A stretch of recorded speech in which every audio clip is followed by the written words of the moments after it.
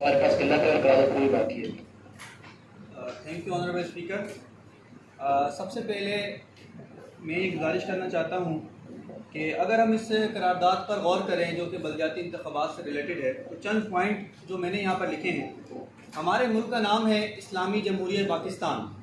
تو اسلامی جمہوریہ پاکستان میں لفظ جمہوریہ استعمال ہو رہا ہے تو لفظ جمہوریہ کا مطلب جو اصل طاقت ہے وہ اس کی نچلی سطحوں تک جانی چاہیے، اور جو بلدیاتی انتخابات ہیں وہ طاقت کو نچلی سطح پر لے جانے کا ایک بہت بہترین ذریعہ ہوتے ہیں. اور جب ہم بار بار ڈیموکریسی کی بات کرتے ہیں تو ہم دیکھتے ہیں کہ ڈیموکریسی بیسیکلی دو لفظ کا مجموعہ ہے، ڈیموز اور آرتھوکریسی سے یہ نکلا ہے. تو اس کا مطلب ہوتا ہے کہ ہر کسی کو اختیارات دیے جائیں، چاہے وہ اپر لیول کا ہو چاہے وہ لوور لیول کا ہو. تو اصل میں جمہوریت کا حسن ہم بلدیاتی انتخابات کو ہی کہہ سکتے ہیں.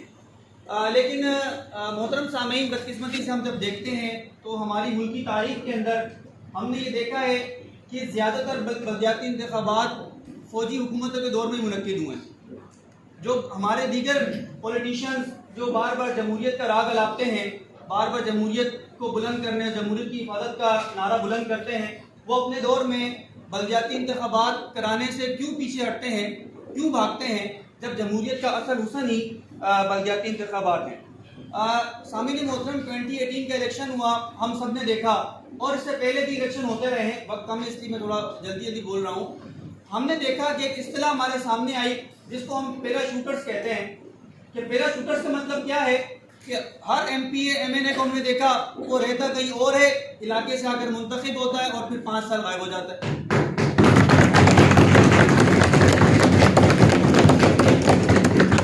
وہ پیرا شوٹر جو ہوتا ہے آگے لینڈ کرتا ہے، عوام کو کوئی پانی کا نام دیتا ہے، پانی کو ووٹ دو، انصاف کو ووٹ دو، ترقیوں کو ووٹ دو. جب جیت جاتا ہے تو 5 سال وہ ایکس رے میں کیا الٹرا ساؤنڈ میں بھی نظر نہیں آتا. پھر ہم دیکھتے ہیں، وقت کم میں جلدی بتا رہا ہوں، پھر ہم دیکھتے ہیں کہ ہمارے ملک میں بہت سے مسائل ہیں. سب سے بڑا مسئلہ کرپشن کا ہے. ہر جماعت، ہر تنظیم اپنے جو اس کا موٹیو ہے، منشور ہے، اس میں اس چیز کو درج کرتی ہے.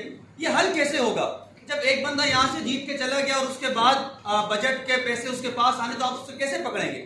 لیکن اگر آپ کا اہل علاقہ ہوگا، آپ کو پتہ ہے یہ یہاں پر رہتا ہے، اس کا یہ کریکٹر ہے، اس کا یہ بیک گراؤنڈ ہے، یہ دیانتدار ہے، ایماندار ہے، پاسدار ہے، تو آپ اس کا پوچھ سکتے ہیں، ہر حوالے سے کر سکتے ہیں. آپ اس کو ووٹ دیں گے نہیں دیں گے آپ کا اپنا اختیار ہے.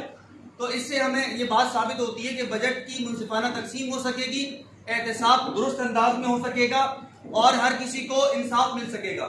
پھر میں نے ایک خبر پڑھی، لاہور کی ہائی کورٹ نے ایک نجی طور پر ایک وہ بنا دیا تھا، کیا کہتے ہیں، پنچایت بنایا جس سے بہت سے مسئلے حل ہوئے. تو اگر ایک آپ کا علاقے کا بڑا کونسلر ہوتا ہے، پھر اس سے بڑا نائب چیئرمین ہے، پھر چیئرمین ہے، پھر وہ منتخب ہو کر وہ میئر کو منتخب کرتے ہیں. پھر ایک بہت بڑا مسئلہ ہوتا ہے ہمارے یہاں کہ ہم کہتے ہیں جی ملک میں شہر میں ترقی نہیں ہو پا رہی. تو آئین کے تحت تو جو پیسہ ہے، جو بجٹ ہے، وہ ایم این ایس کو مل جاتا ہے. جو نچلی سطح پر کونسلرز ہیں یا نچلی سطح پر جنہوں نے گلیاں اور یہ بنانی ہیں، وہاں تک تو پیسہ وہ دیتے نہیں ہیں. چیئرمین کونسلر تو ہوتے نہیں ہیں، تو پھر وہ پیسہ نیچے تک نہیں آتا. تو فلاحی کام کیسے ہو سکیں گے؟ اگر ہم یہ چاہتے ہیں، اگر ہمارا یہ منشور ہے کہ ہم اس ملک کو ریاست مدینہ بنانا چاہتے ہیں، تو ریاست مدینہ تو ایک فلاحی ریاست تھی اور اس میں تمام فلاحی کام ہوتے تھے. تو فلاحی کام کے اندر صرف اپر لیول کی چیزیں نہیں ہیں. آپ نے گٹر کا ڈھکن بھی ٹھیک کرنا ہے، آپ نے روٹی کپڑا مکان بھی دینا ہے، آپ نے ہر چیز کو ان کو فراہم کرنا ہے. جناب محترم، میں ایک بات کرنا چاہوں پھر کہ الیکشن کمیشن پاکستان ای سی پی جو آئین نے بنایا ہے، اس کا کام ہے کہ وہ ہمہ وقت الیکشن کے لیے تیار رہے. اگر وہ یہ لیم ایکسکیوز پیش کرتے ہیں کہ جناب ابھی تو ہم الیکشن کے لیے تیار ہی نہیں ہے، تو پھر تم بنے کیوں بھائی؟ تم کس چیز کی تنخواہیں لیتے ہو؟ تمہارا یہاں پر کام کیا ہے؟ اگر تم جو تمہارا عہدہ ہے ڈیزرو کرتا ہے وہ تیار ہی نہیں ہے، تو جناب محترم تیاری پہلے سے ہونی چاہیے.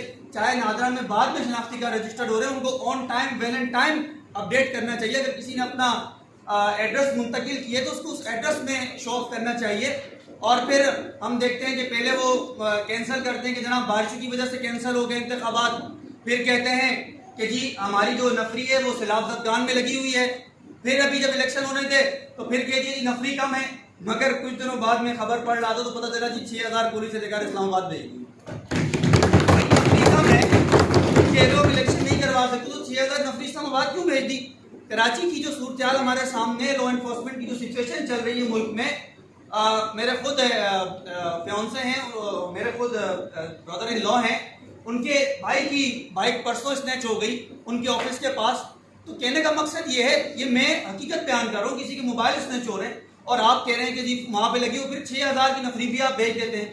تو بصدر احترام میں یہ اختلاف کرتا ہوں ہمارے بڑے ہیں ان سے کہ ہم کیوں بلدیاتی انتخابات سے بھاگتے ہیں، ہم کیوں سے بھاگتے ہیں. یہ طاقت نچلے لیول پر جاتی ہے اور ہم اس بات کو جانتے ہیں کہ یہ ایک فلاح کا، ایک بہبود کا، ایک ترقی کا، ایک کامیابی کے ایک بہت بڑا زینہ ہے، ایک بہت بڑا اسٹیپ ہے، ایک بہت بڑی سیڑھی ہے. تو یہ پورا ایوان نوجوانوں کا ایوان اس قرارداد کی حمایت کرتا ہے اور ہمارے جو مقتدر اعلیٰ ہیں اور ان کو یہ کہتا ہے کہ جلد از جلد بلدیاتی انتخابات کو منعقد کیا جائے.